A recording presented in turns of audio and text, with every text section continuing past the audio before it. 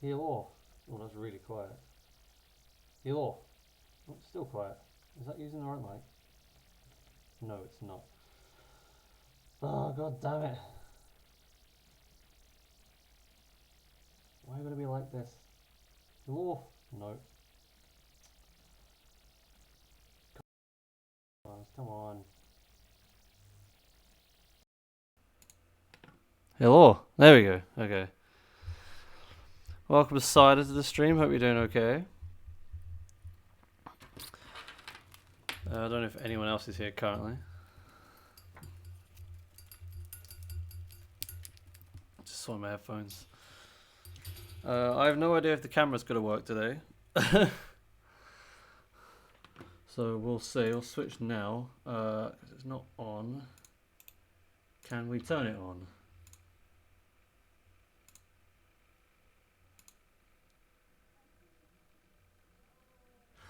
That's a no.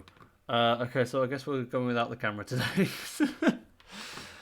Sorry about that. How is everyone? Hope we're all well.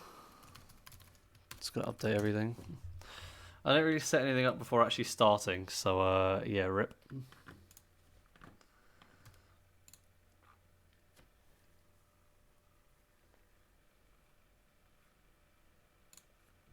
Today, we're going back to Django stuff. So we're doing Django again. We're continuing where we were last time. So B, CD. Well, I've got to start the bot first. Carberra tutorials Twitch bot. VA. Okay, nope, I've done the wrong thing. God damn it. Tutorials Twitch bot. There we go. There we go. VA. Is that the wrong VA? And okay. Give me 1 second while I just quickly reset this. Python 3.9-env.env. No. Do you have a requirements txt? We do, fantastic. We also have a poetry. We have both. Nice, okay. Okay, and then a pip install dash r requirements.txt.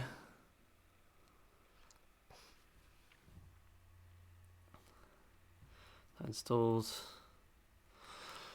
Oh, the sound's coming through the wrong thing. I just realised. That's not good. There you go. And Python, just make sure, yeah, Python dash m. Yeah, Carberra.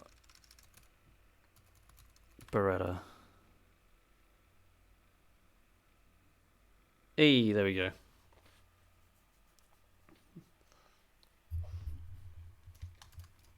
Oops. Control Shift T for a new tab. And then we're gonna head over to our. It's called old because I believe this is where all my stuff is. Yeah, it is. Okay, VA, and it's the wrong VA again. What actually do we have here? Not an awful lot. I'm pretty sure this is the correct directory. I guess we'll have to see. But I'm gonna have to create a new venv again. Naturally. Python 3.9-env.env.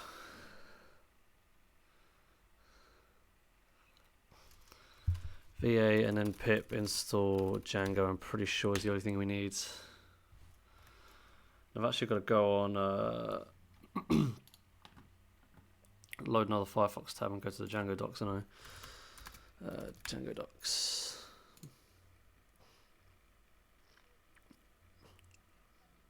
Welcome Farquad to the stream. Hope you're doing okay. Oh, the hydrate. I forgot to get water.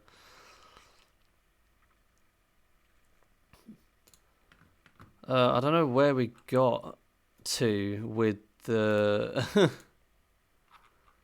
with the tutorial. How far did we get? I'll get some more in a bit once I've worked out kind of where we are. Past argument. Okay, I think we got past here. I can see you, John. I can see you. Don't worry about that. Did I get here? Oh no, I did get here because I created the models. Oh, I remember what we got to. I think we completed... I think we got to the end of here.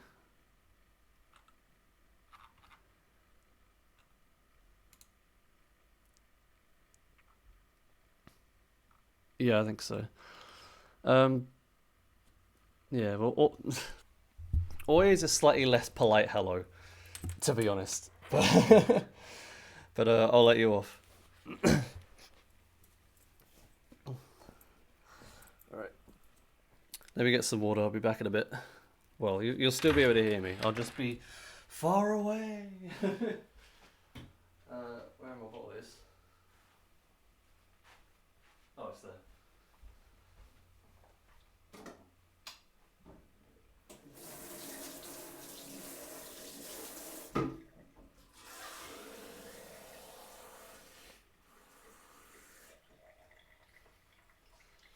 Okay, you're not going to be able to see me do it this stream because the webcam isn't working. But bottoms up. I'll try and slurp it so you can hear it.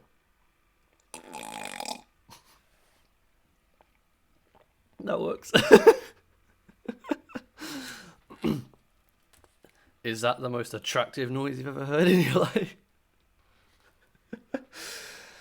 Oh, goodness. Yeah, also a bit of a initial warning. The stream might be a little shorter than normal. But we'll see. God. Okay, so... Oh, actually, we've got a... It's also the last stream I'm doing on Linux.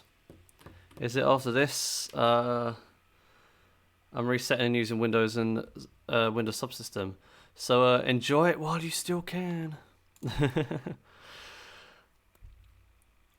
Okay, a view. A view is a type of web page in a Django application. It generally serves a specific function and has a specific template. For example, a blog application, you might have the following items, and I think we've read this bit at least. In Django, web pages and other content are delivered by views. Each view is represented by a Python function or method in the case of class-based views. Django will choose a view by examining the URLs that's requested, or the URL that's requested. To be precise, the part of the URL after the domain name. Now, in your time on the web, you may have come across such beauties as that. You'll be pleased to know that Django allows us much more elegant URL patterns. Actually, have we done all this?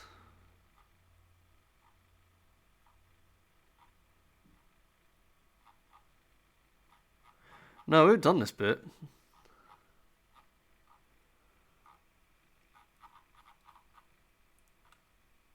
Okay, yeah, we've done all of that. So, part 4, I suppose. Okay, yeah, we haven't done this bit. Write in a minimal form. Let's update our poll detail template, okay? Whoop. So, my site polls detail. It's been like over a month since I did this. Detail.html. Oh, in templates. So a template contains a HTML form element. Oh goodness. Okay, so it looks as though this bit is all going, and we're doing a form action equals, and then ginger variable URL polls vote question.id, and then method equals post. And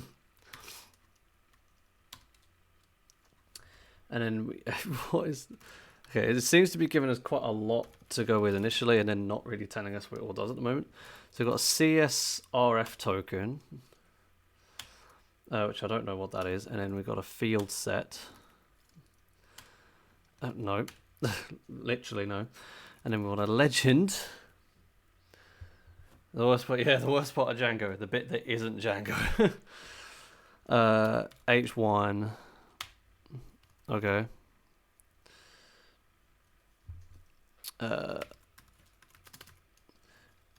question dot question text, and then if error message, then do a p strong, and then we want the error message, and then end. Oh god! And then we want the end if at the end. Now I'm gonna put that on a new line. Otherwise, that's just gonna get very confusing. End if. Cool. And then we want a for choice in question dot choice set dot or, and then we want to do an input type equals radio, name equals choice, ID equals choice again, but I think inside here, oh god, this is becoming confusing. For loop dot counter, yeah, and then you got value equals and choice.id. Okay. And then we also want a label, so label. Oh my god. For equals. Sure, I'm just going to copy this bit. Because it's the same thing. Choice, for loop counter. And then choice text, an n label, and then a br, and then an n4. Whoops. N4, and get rid of the field set, and then we have input type equals submit,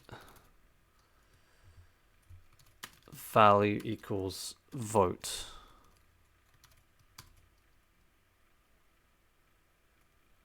Okay, cool. That was a form. So, quick rundown. The above template displays a radio button for each question choice. The value of each radio button is associated with the choice's ID. Name of each radio button is choice. That means when someone selects one of the radio buttons and submits the form, it will send the post data choice equals number, where number is the ID of the selected choice. This is the basic concept of HTML forms. We set the form's action to that, and we set method to post. Using method post, first method get is very important because the act of submitting the form will alter the data server side. Whenever you create a form that alters data server side, use method equals post. This tip isn't specific to Django, it's good web development practice in general. Okay. For loop counter indicates how many times the for tag has gone through its loop. Since we're creating a post form, which can have an effect on modifying data, we need to worry about cross-site reference forgeries. Thankfully, you don't have to worry too hard because Django comes with a helpful system for protecting against it. In short, all post forms that are targeted an internal URL should use the CSRF token template tag. I see. Now let's create a Django view that handles the submitted data and does something with it. Remember in tutorial 3, we created a URL conf for the polls application, included this line. Yep. We also create a dummy implementation of the vote function. Let's create a real version. Add the following to polls_views.py. Okay. I'm going to check that other one first. The polls_urls.py, which, yep, okay. And then views.py. And we want we want choice as well. Okay. So vote. Okay, so this whole this whole thing is going. So question equals Get object for... Okay, that was kind of scary. I knew all that. I suppose I've done it before, hadn't I? No. Okay, I don't know how it really knew that. What are we making in Django? We're literally just following the tutorial at the moment.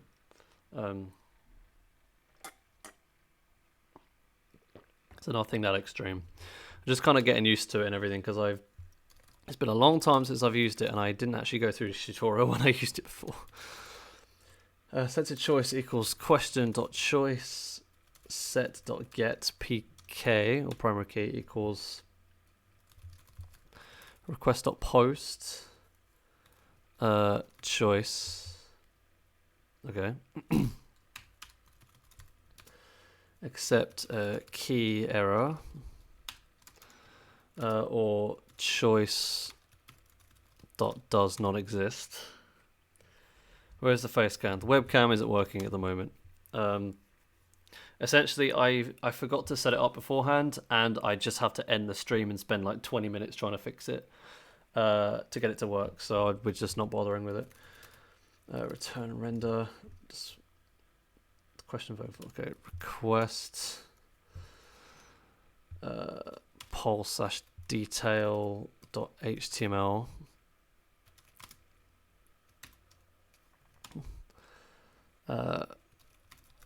Question equals question, and error message equals you didn't select a choice. Okay, that's good. Else selected choice dot votes plus equals 1. Selected choice dot save. Okay, and then return HTTP response redirect, and that's going to auto import it for us. There it is. What's this? Reverse.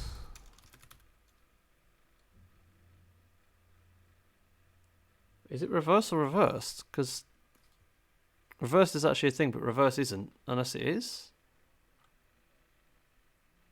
We're supposed to... Oh, okay, this is actually a thing. From from Django dot URLs import reverse. Okay, that makes a bit more sense now. Polls results args equals and a tuple of question.id. Okay, so this includes a few things we haven't covered yet in this tutorial. Request.post is a dictionary-like object that lets you access submitted data via a key name. In this case, request.post choice returns the ID to select your choice as a string. Request.post values are always strings. Note that Django also provides request.get for accessing get data in the same way, but we're explicitly using post in our code to ensure the data is only altered via a post call. That will raise a key error if choice wasn't provided in the post data. The above code checks for a key error and redisplays the question form with an error message if the choice isn't given. After incrementing the choice count, the codes returns HTTP response redirect rather than normal response. That takes a single argument, the URL to which the user will be redirected. See the following point for how to construct the URL in this case. As the Python comment above points out, you should always return a response redirect after successfully dealing with post data. This tip isn't specific to Django, it's good web development practice in general. We're using the reverse function, I'll just say the redirect, constructing this example. This function helps avoid having to hardcode a URL with the view function. Is given the name of the view that we want to pass control to and the variable portion of the URL pattern that points to that view. In this case, using the URL coffee setup, look like first call will return a string like that. Oh, okay. Goodness, okay. With 3 is the value of the question ID. Oh my goodness. It's redirected to the URL will then call the results view to display the final page. As mentioned in tutorial 3, request as a HTTP request object. For more HTTP request objects, see the request and response documentation. After somebody votes in a question, the vote view redirects the results page for the question. Let's write that view. Okay. So it's the same one. Yep. Results. This is all going again. Question equals get object or 404. Question and then that. Yep. And then return render request. Question equals yep. This is almost exactly the same as the detail view from tutorial 3. The only difference is the template name. We'll fix this redundancy later. Now create a polls request HTML template. Okay.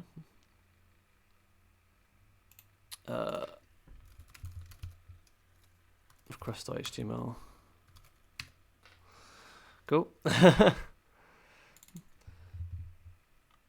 I don't know if we've been doing the rest of them. We haven't. We'll just call this one detail for now. This one index, and this one requests. So h1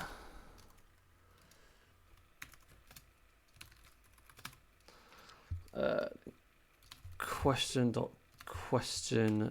text. And then we have a UL, so an unordered list. And then for choice in question.choice set.all. You have a list item,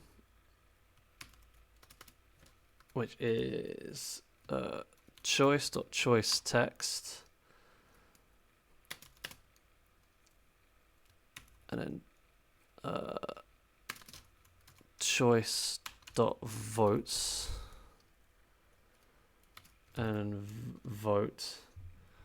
Oh my goodness. Okay.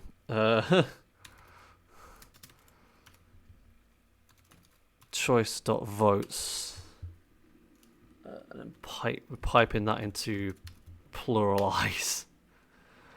My words. And then that is going to be an N4.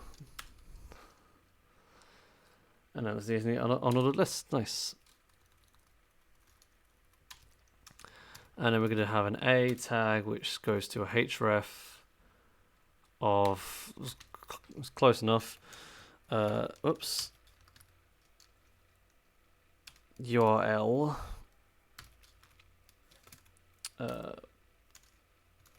Oops. Polls detail. Oops. Question.id.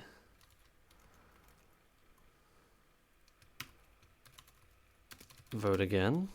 Okay, cool. Now go to polls 1 in your browser and vote in the question. You should see a results page that gets updated each time you vote. If you submit the form without having chosen a choice, you should see the error message.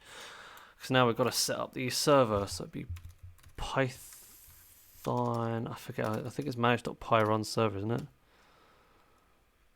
It would be my site. What is test.py? I don't know what test.py is.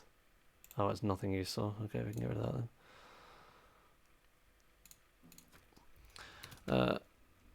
Actually, I think we want to go into my site, don't we, really? Python manage.py run server.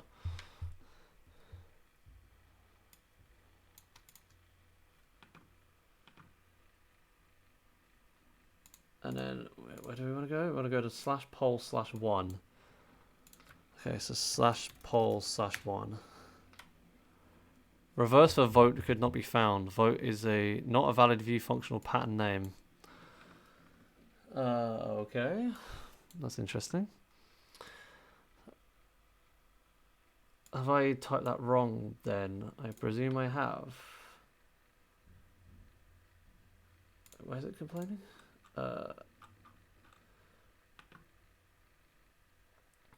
It is complaining about... It's in here. It is complaining... Where is it complaining? I can't tell. Oh, it's in the HTML. The detail HTML. It's not liking that.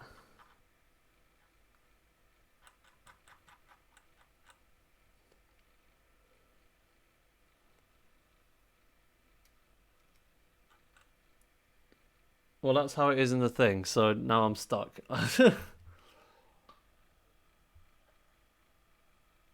Hmm?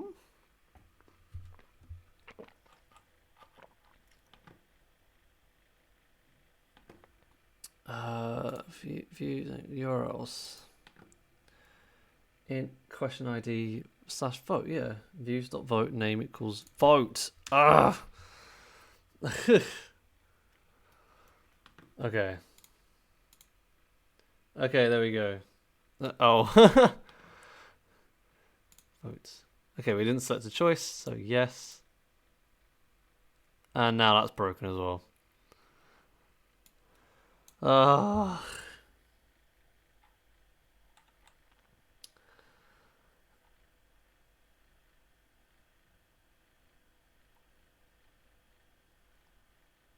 Template does not exist.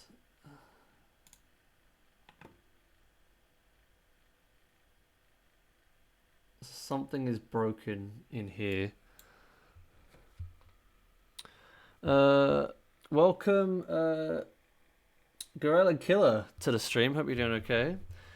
Is Python type safe? It's dynamically typed. So to be honest, I don't know. I've never dealt with statically typed languages too much, so I don't know if that would count or not.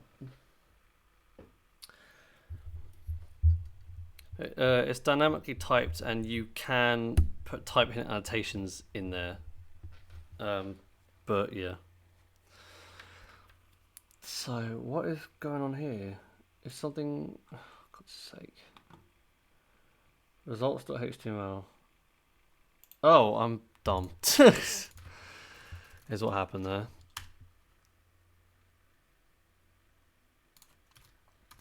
Okay, let's run the server again. Okay, cool. So I actually went through, but yeah. Again, yep. Hey, it's actually working now. Okay, cool. I was just being a dummy. Okay. Using generic views, less code is better. The detail from tutorial 3 and results views are very short, and as mentioned above, redundant. The index view, which displays a lot of the polls, is similar. These views represent a common case of basic web development, getting data from a database according to a parameter passed in the URL, loading a template, and returning the rendered template. Because this is so common, Django provides a shortcut called the generic view system. Generic views abstract common patterns to the point where you don't even need to write Python code to write an app. Oh my god. Let's convert our poll up to use generic view systems so we can delete a bunch of our own code. We'll have to take a few steps to make the conversion. We'll convert the URL conf, delete some of the old unneeded views, introduce new views based on Django's generic views. Okay. Amend URL conf. All right. Let's go in there. Where is it? urls.py. So I'm going to get rid of the terminal because we don't need it. As our name equals path, so that's the same. Path. Right, okay, so we're changing this. I'm changing this to PK. I'm also changing this to PK. And the other one we're keeping the same. And all the names are keeping the same. Okay. So from .import views, so it's index view.as view. Detail view.as view. And then results view.as view. And then views.vote stays the same. We've got to hydrate. I don't know if you heard that, but I did definitely drunk.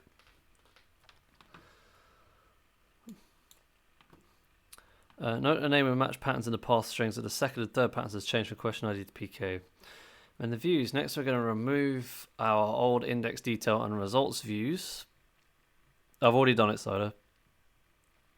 And use Django's generic views instead. To do so, open the polls views file and change it like so. Okay.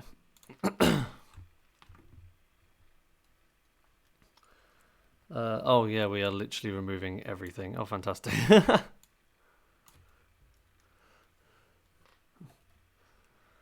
Hello, everyone. Class index view, generic dots, and it's list view. Do we need to import generic? We need to import generic. From Django.views, import generic.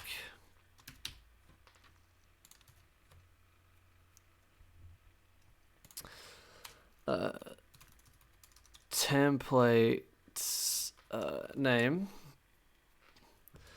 equals polls / index.html.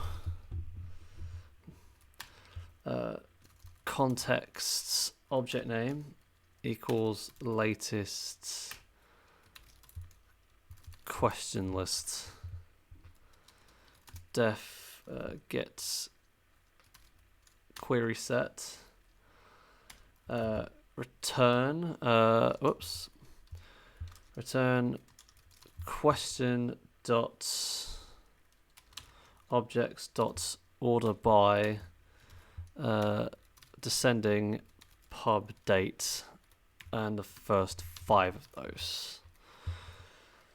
Cool.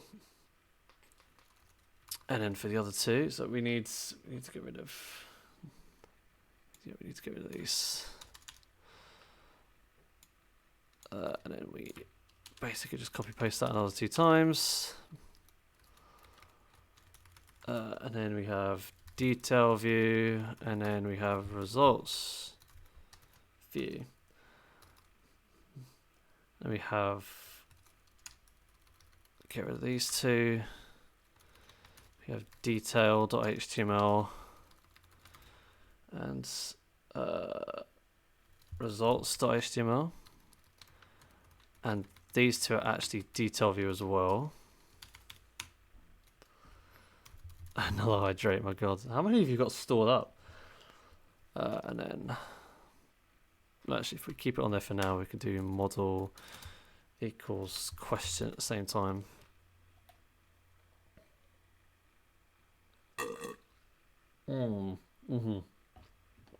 Hey, you got your proof. You need 200 more now. Okay, fair enough. Okay, so we're using 2 generic views here, list view and detail view. Respectively, these 2 views abstract the concepts of display a list of objects and display a detail page for a particular type of object. Each generic view needs to know what model it will be acting upon. This is provided using the model attribute.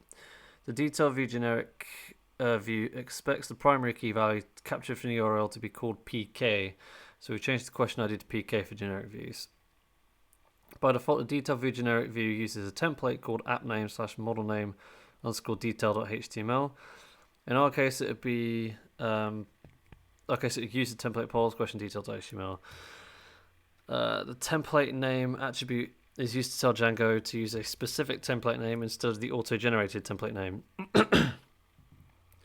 We also specified a template name for a results list view, which ensures that the results view and the detail view have a different appearance when rendered, even though they're both a detail view behind the scenes. Okay.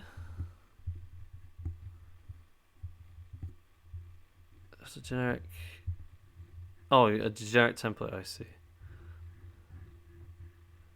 Right, okay. I think I understand what I was talking about. Yeah, apparently it eats up like quite a bit. I heard that from Hellish as well. Similarly, the list view generic view uses a default template called appname model name. Used template until list view to use existing polls template. Okay. Previous parts of the tutorial, the templates have been provided with a context that contains the question and latest question list context variables. For detail view, the question variable is provided automatically since we're using a Django model question. Django is able to determine an appropriate name for a context variable. However, for list view, the automatically generated context variable is question list. To overwrite this, to provide the context object name attribute, specifying that we want to use latest question list instead. As an alternative approach, you could change your templates to match the new default context variables, but it's a lot easier to tell Django to use the variable name you want. Run the server and using an polling app based on the generic views. Details on generic views, okay. God.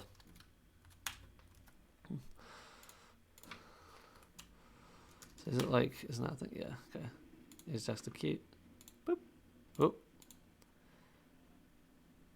There you go. So it's doing exactly the same thing as it was before. Nice. So now we're going to part 5. Introducing automated testing. Oh, goodness.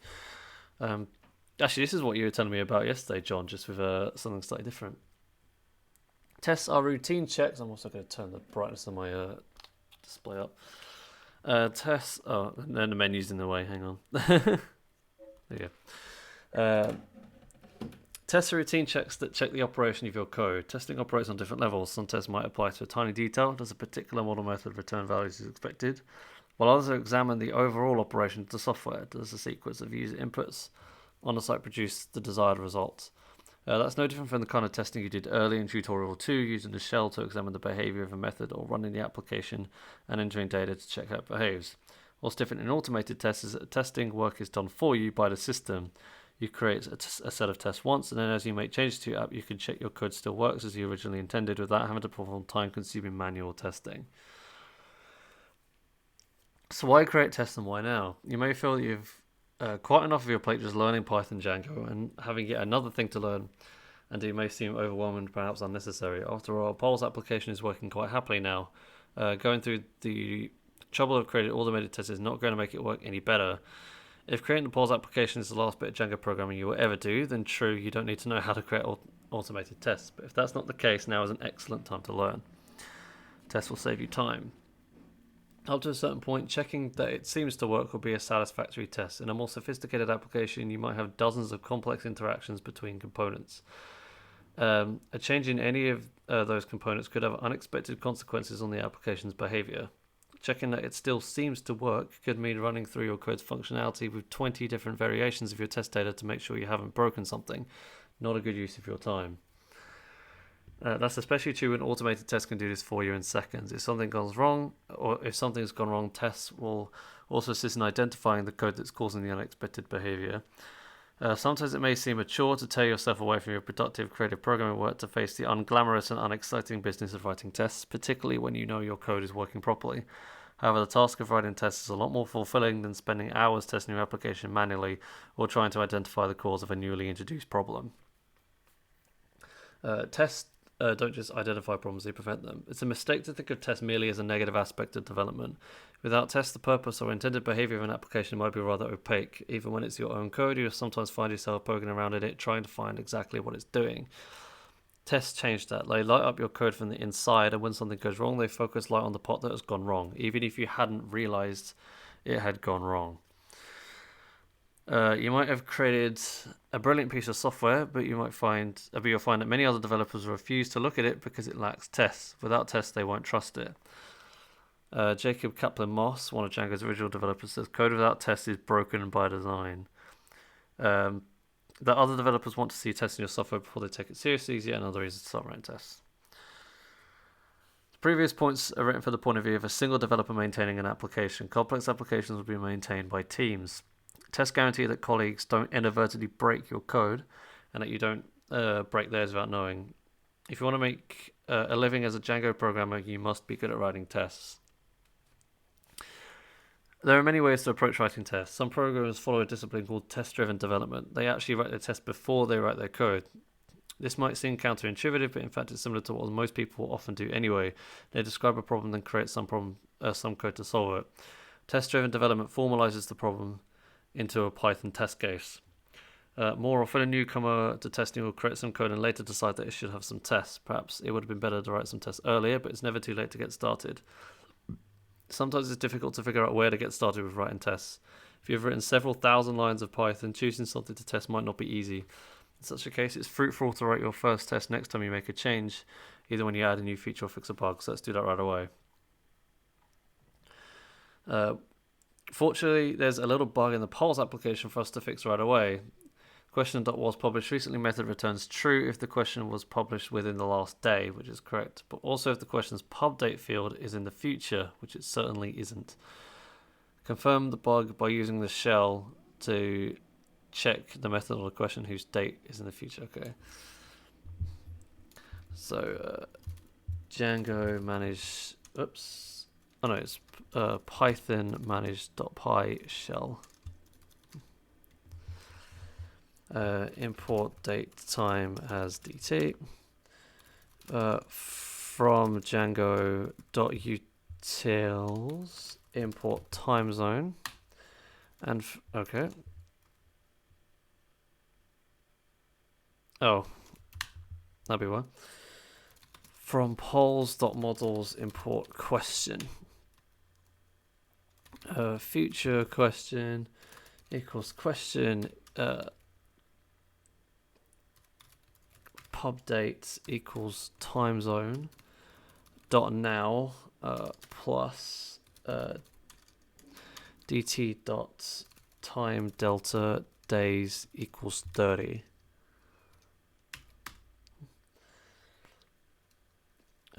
Future question dot was published recently. True. Since things in the future are not recent, this is clearly wrong.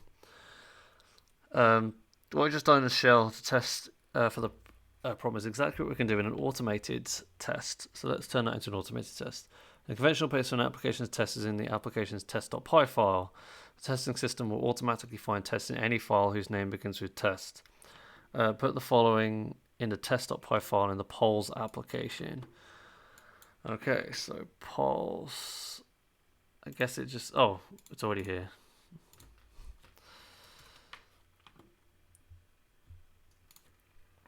And then import date time as DT from Django dot test import test case. Whoops. Import test case from Django dot utils import time zone. And from dot models import question. Sort those imports. There we go. And then class question model tests. Oh my goodness. Test case. Okay, so this is very different to the sort of Nox testing. What is this function name? Test was published recently with future. Oh my god. Question. What a variable name, if I've ever seen it, or what a function name. What a method name, I suppose. So timezone.now plus dt.time delta days equals 30. Future question equals question pub date equals time.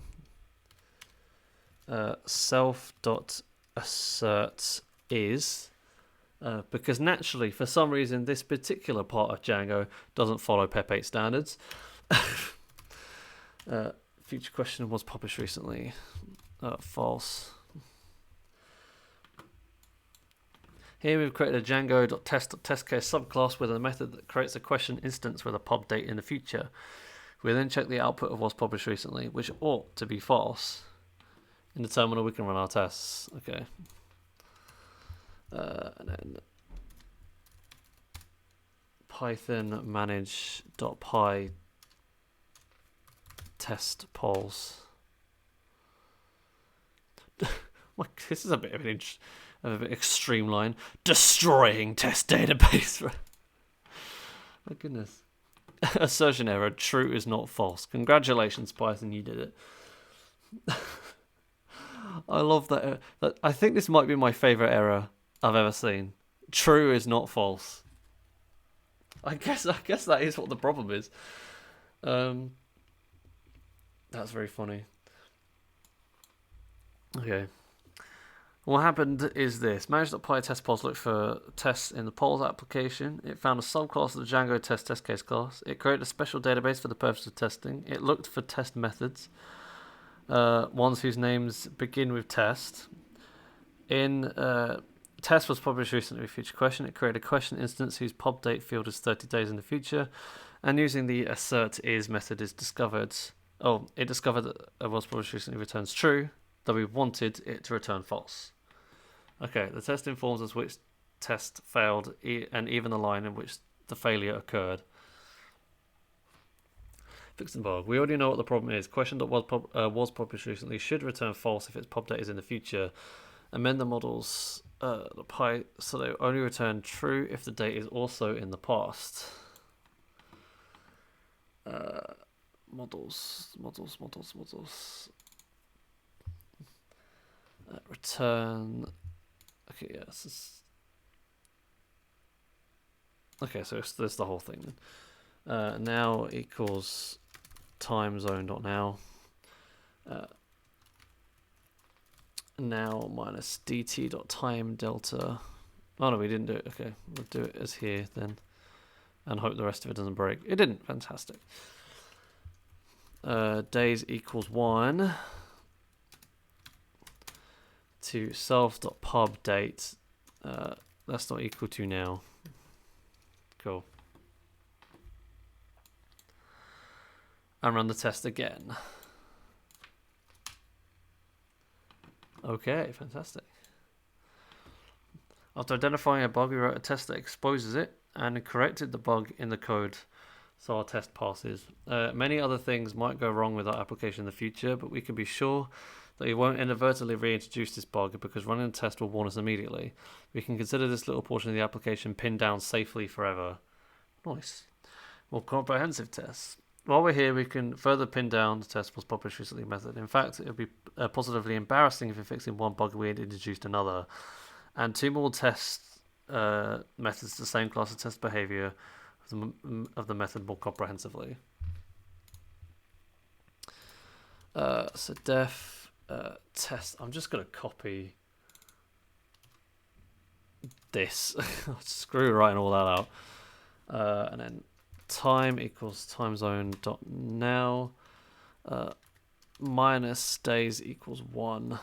Seconds equals 1. Old question equals question pub date equals time. Self dot assert is old question dot was published recently false. And then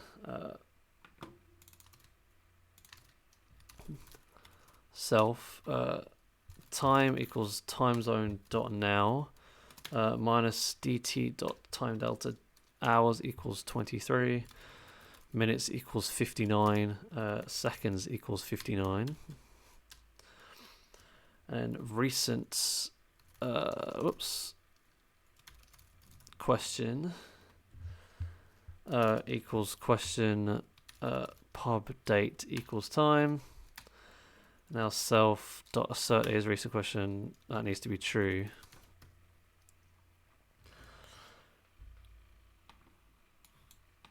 And now we have 3 tests that convert question was published. It returns sensible values to past, recent, and future questions.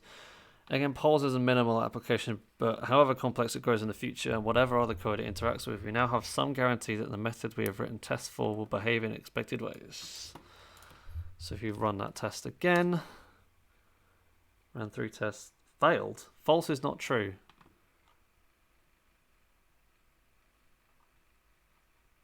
Oh, something actually broke. Did I mess that up? Date time, hang on. Timezone.now minus date time delta, days equals 1, seconds equals 1. Which one was it? Test was published recently with recent question. It actually broke.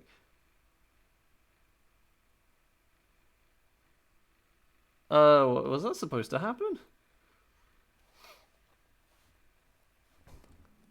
Oh, I'm dumb. I wrote the test incorrectly. Okay, there we go. Round 3, testing point. Okay, cool.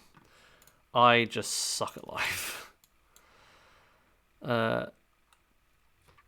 Test to view. The polls application is fairly undiscriminating. It will publish any question, including ones whose pub date feels lies in the future. We should improve this.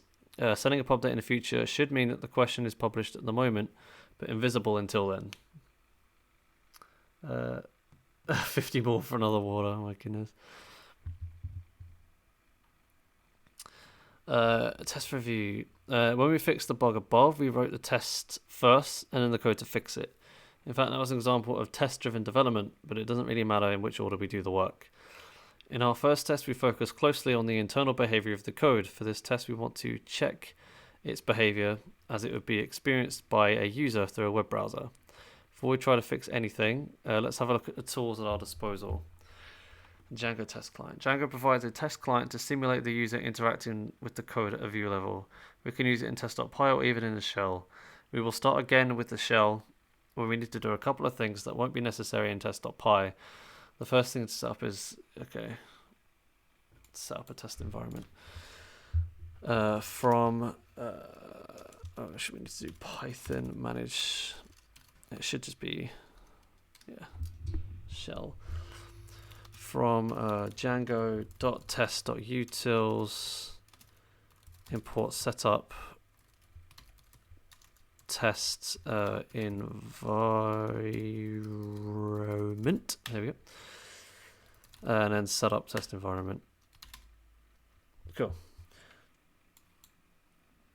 Set test environment installs a template renderer which will allow us to examine some additional attributes on responses, such as response.context, that otherwise wouldn't be available.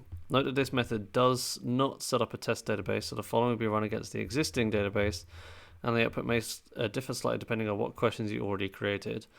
You might get unexpected results if your time zone in settings.py is incorrect. If you don't remember setting it earlier, check it before continuing. Next, we need to import the test client class. Then in test.py we use Django to test the test case class, which comes with its own client, so this won't be required. Okay.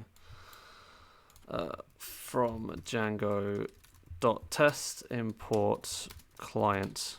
Whoops, it is client. Client equals client. The most triggering line for any Discord bot developer. With that ready, we can ask the client to do some work for us. Okay. Response equals client.get. Not found. Also, oh yeah, we should get a 404 for that. Interesting. If you see instead and a 400, you probably omitted the setup test environment called described earlier. Okay. Response.status code is for 404, which is correct. From Django.urls, import reverse. Response, equals client.get reverse polls index. Response.status code is 200. Okay. Response.content. Okay. Response.content. Latest question list. Okay. Byte indices must be integers or slices, not strings. Oh, it's context. Okay. Cool. So, improving our view. A list of polls shows polls that aren't published yet, i.e. those that have a pub date in the future. Let's fix that. In tutorial 4, we introduce a class-based view based on list view. We need to amend the query set method, change it so that it also checks the date by comparing it with time zone not now. First, we need to add an import. Okay, so it's views.py.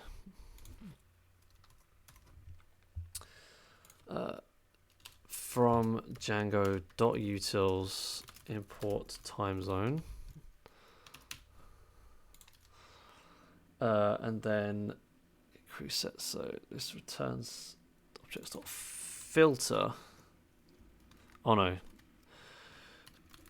Dot filter. Pub dates, and then that needs to be dot order by. LT, is that a double or triple? I think it's a double. Equals time zone dot now. Okay, cool. Question dot objects dot filter pub date underscore LT, because that returns query set containing questions whose pub date are less than or equal to, that is earlier than or equal to time zone dot now. Testing our new view. Now you can satisfy yourself that this behaves as expected by firing up run server, loading the site as your browser, creating questions with dates of the past and future, and checking that only those that have been published are listed. You don't want to have to do it every single time you make any change that might affect. So let's create a test based on our shell session above. Add to the following polls test.py. Okay.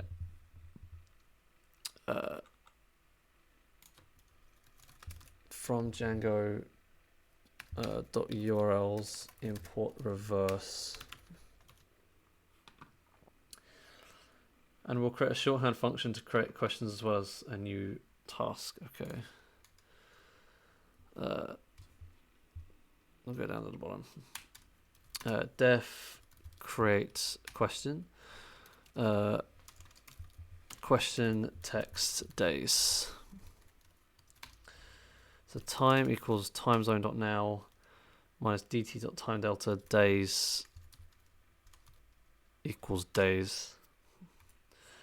Return question dot objects dot create question text equals question text pub date equals time. And then we do oh my word, this is a lot. All right. So class question index view test case def test no question itself. Response equals self dot client dot get reverse polls index. Self dot assert equal. Whoops. Assert equal response dot status code 200. Self dot assert contains response. No, oops. No polls are available.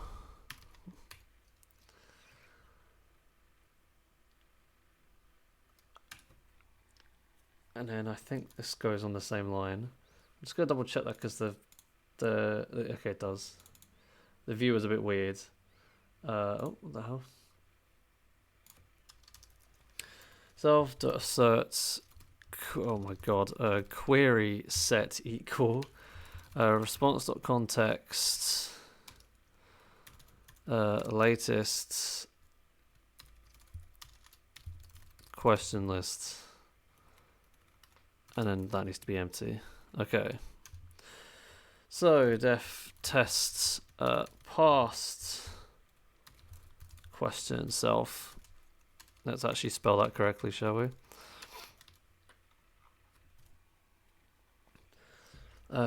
Question equals create question. Question text equals past question.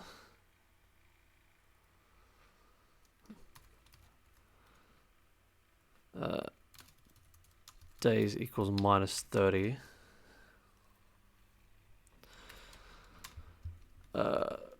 Response. Oh, so that's a thing. I've forgotten to turn ligatures on after I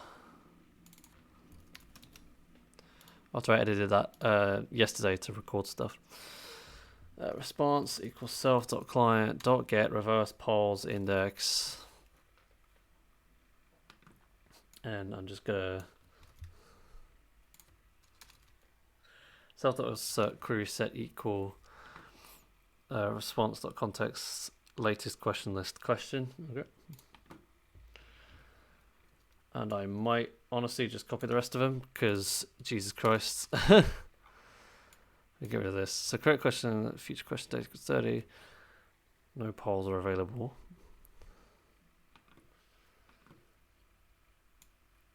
And test future question. God. Future question and past question.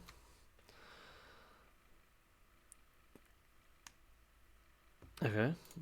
And test 2 past questions.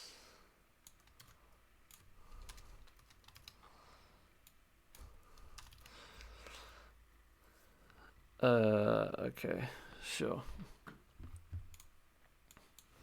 All right, let's look at some of these more closely. First is question shortcut function. Create question takes some repetition out of the process of creating questions. Test no questions doesn't create any questions, but checks the message no polls are available, and verifies the latest question list is empty. Note that Django.test.testCase provides some additional assertion method. In these examples, we can use assert contains and assert query set equal. In test pass question, we create a question and verify that it appears to be in the list. Test future question, we create a question, the pub date in the future. The database is reset for each test method, so the first question is no longer there. And so again, the index shouldn't have any questions in it, and so on. In effect, we are using the test to tell a story of admin input and user experience on the site, and checking that every state and for every new change in the state of the system, the expected results are published. Test in detailed view. What we have works well, however, even though future questions don't appear in the index, users can still reach them if they know or guess the right URL. So we need to add similar constructor detail view. Okay.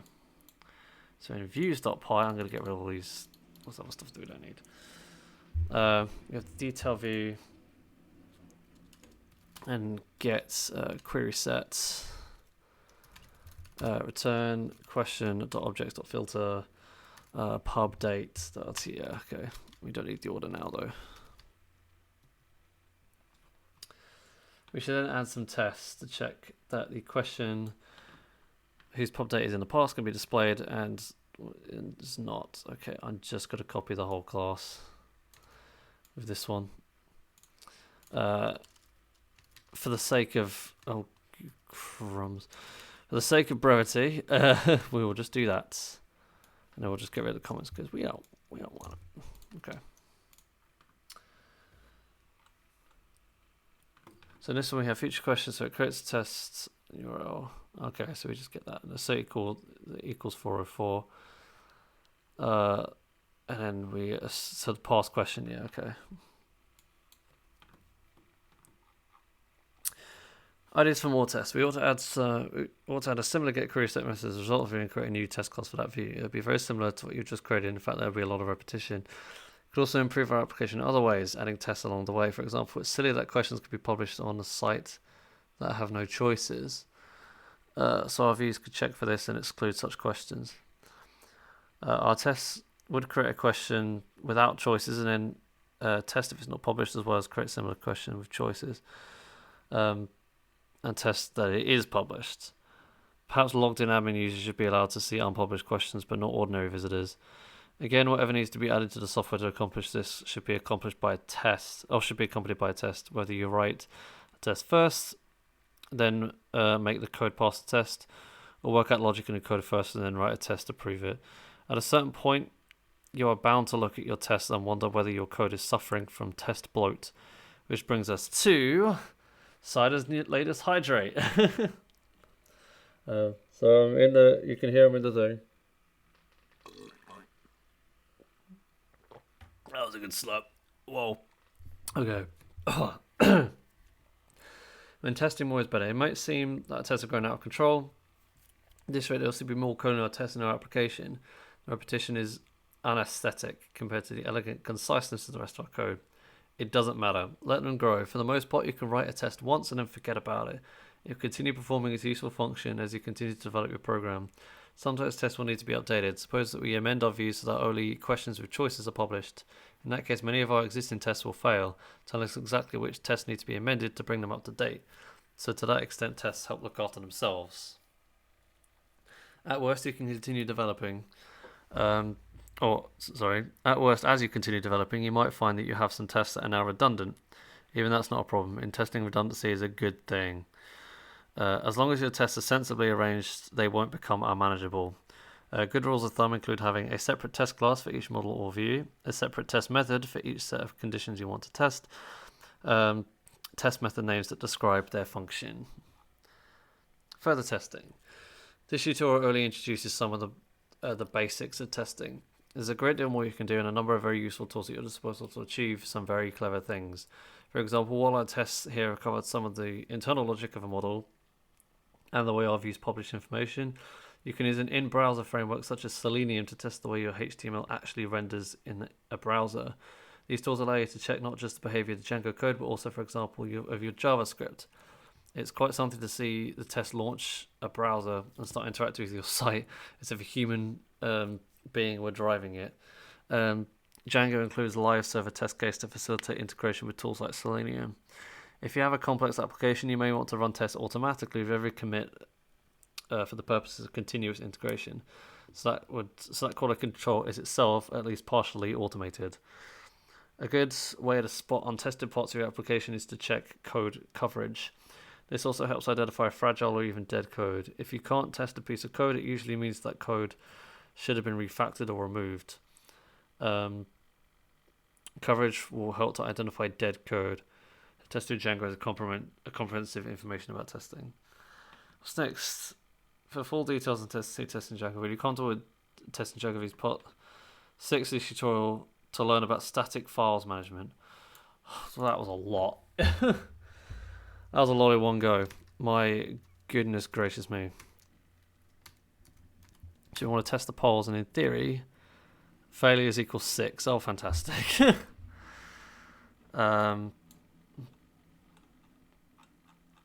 Oh, this ain't good.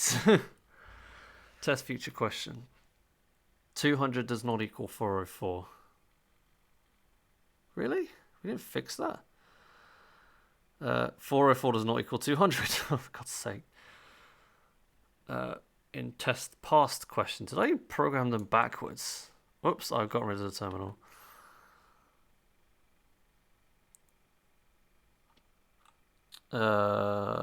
Wait, what? Yeah, I generally just got rid of the terminal just then, I think. There we go. It's a test future question. A question detail view test. Oh, okay. 200 does not equal 404. And 404 does not equal 200. So I've evidently programmed something backwards. I think.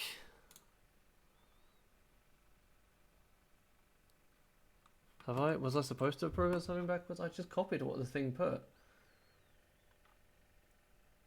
Was it supposed to be wrong?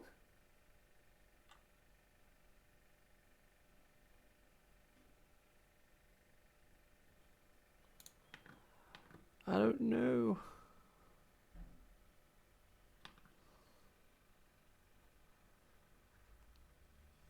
So equal. So how is that?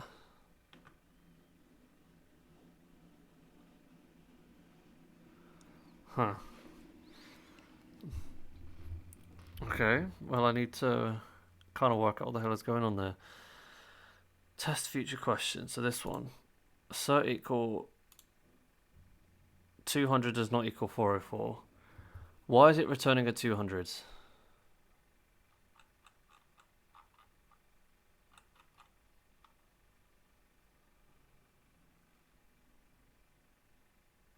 Because that's supposed to be a plus, isn't it?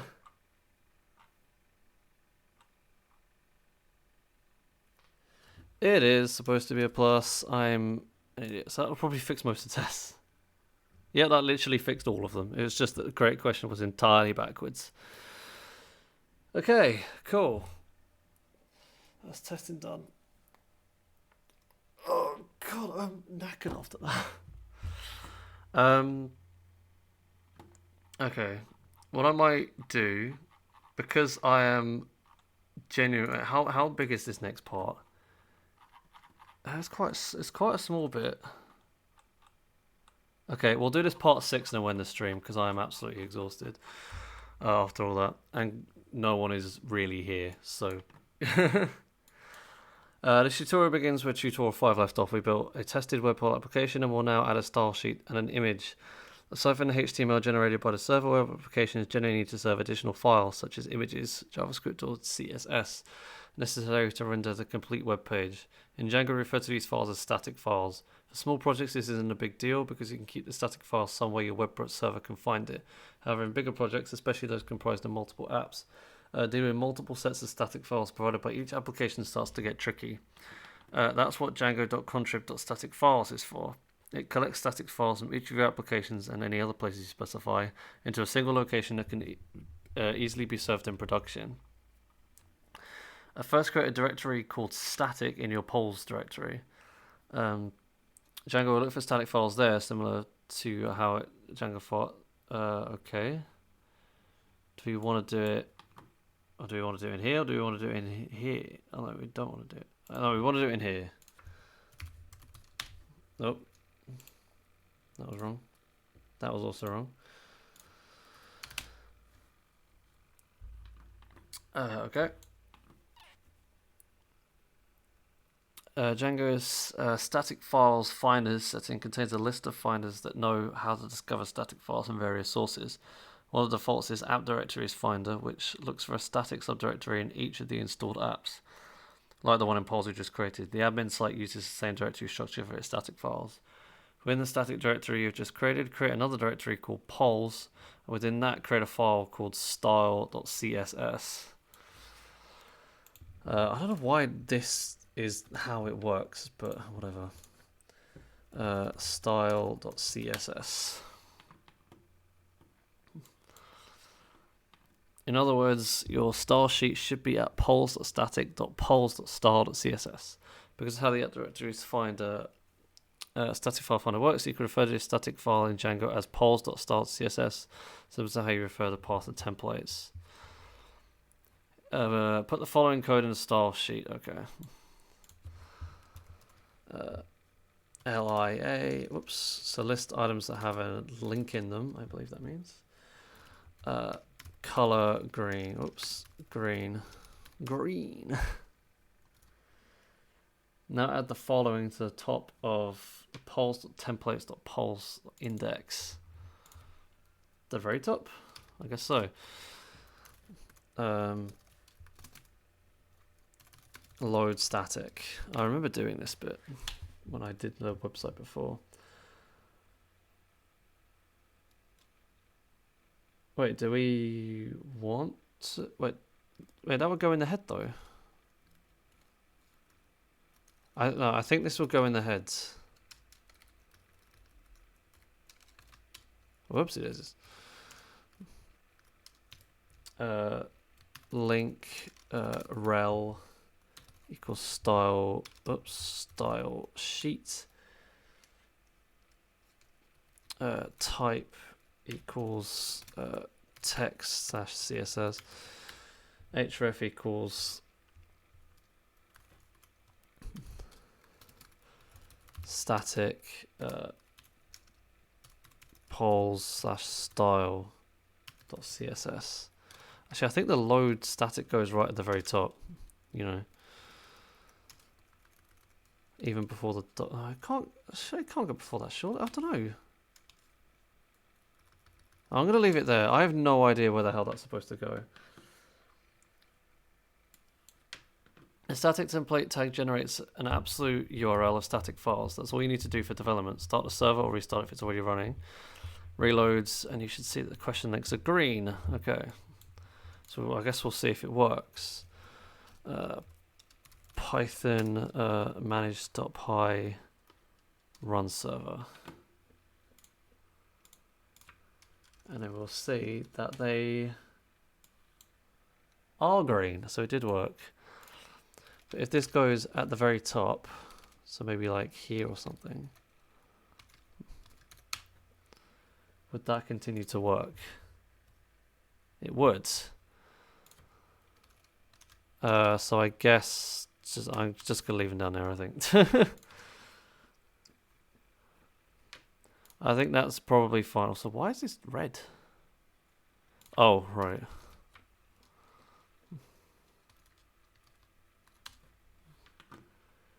We have our green one, nice.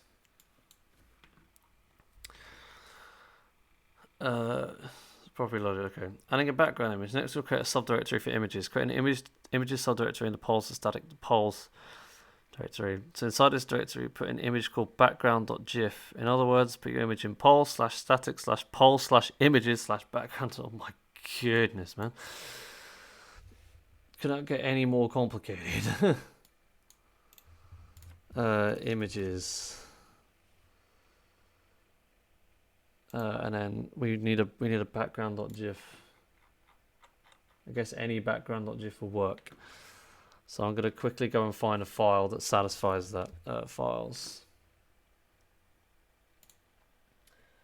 I want my media. I want my pictures, wallpapers, and then we'll bring this bad boy in. And we'll call him background.gif. And then I believe that goes in there. There we go. I believe that should just kind of work, I guess. And then we have a body, background equals white URL. Images background.gif. No repeat. Reload it and we should see that it's working. There we go. That looks awful, but we did it. Woo! Okay. Reload it. Okay, these are the basics. Some more details on settings about other bits included the framework. See the static files, how to, and the static files reference. Deploying static files discusses how to use static files on a real server. When you're comfortable with the static files, read part 7 of the tutorial to learn how to customize Django's automatically generated admin site. I think we're actually going to leave it there because I am really tired and there's only one person here. So, yeah. Thanks to John, Farquaad, and Cider for stopping by, and I'll see you next stream, whenever that's going to be. I don't really know. Maybe Tuesday, we'll see, where I do something else. I don't know. So yeah, I'll see you for that.